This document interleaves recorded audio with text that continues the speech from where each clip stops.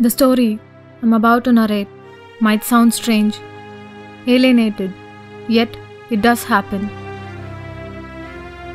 Women are the worst sufferers of any conflict, ethnic suppression, and armed junta.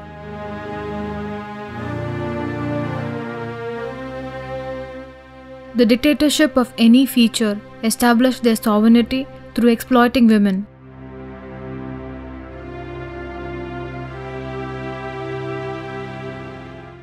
My country was not varied from this unsaid normalcy of war.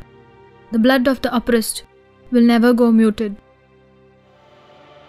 Its new name is Sri Lanka, situated in the subcontinent of India.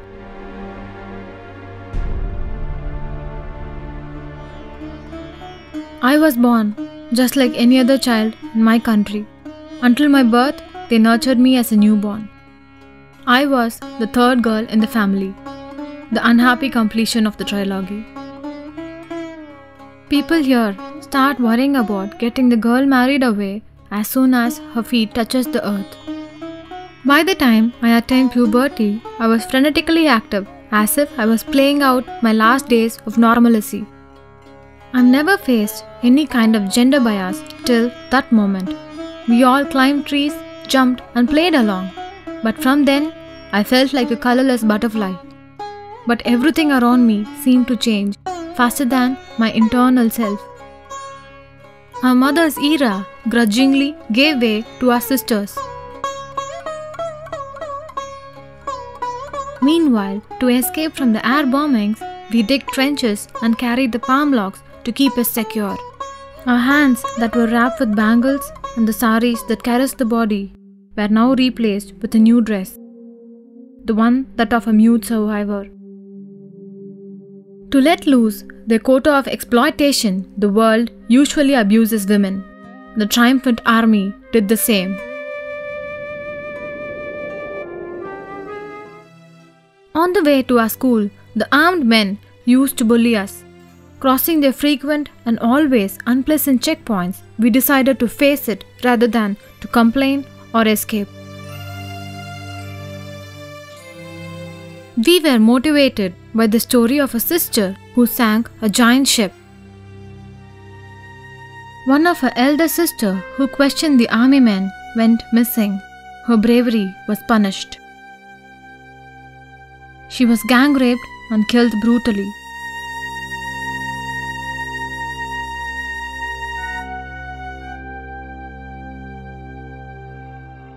Once, 3 of our girls blocked the army men inside a small lane. Now we had a weapon, a knife taken from the old lady selling mangoes on the road.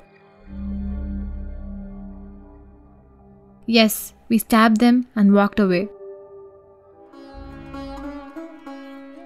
As described by the poets, an woman's body was given to cook or wash clothes and take care of her children.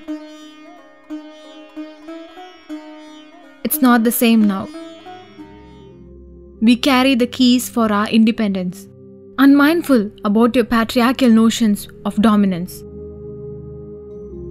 The khaki quenched their senses through cold-blooded rapes. The army warned you would be ashamed if you report this. The oppressors took advantage of her conservatism.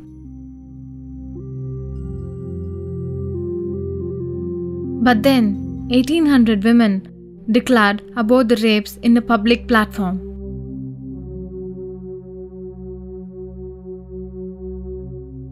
The society used to be amused while watching women handle cameras for shooting news. Undaunted, we carry the heavy cameras into the war fields. We placed the cameras next to the guns. We made films about ourselves, right from directing to execution.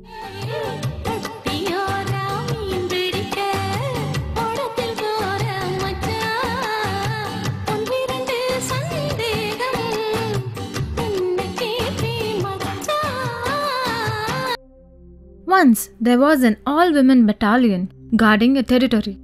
The army thought they could easily win this women battalion.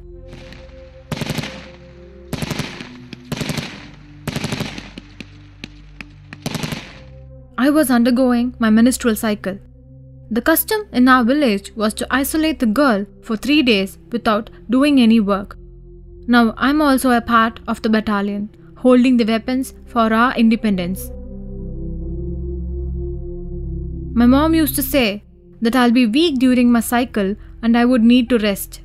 But those 3 days, it was a bigger combat, and the army had to run for their lives. Nobody gave us the authority. We ourselves took the responsibility. The army came to our lands again.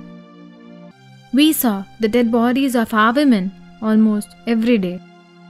This is a routine and an expected reward to the Victorians.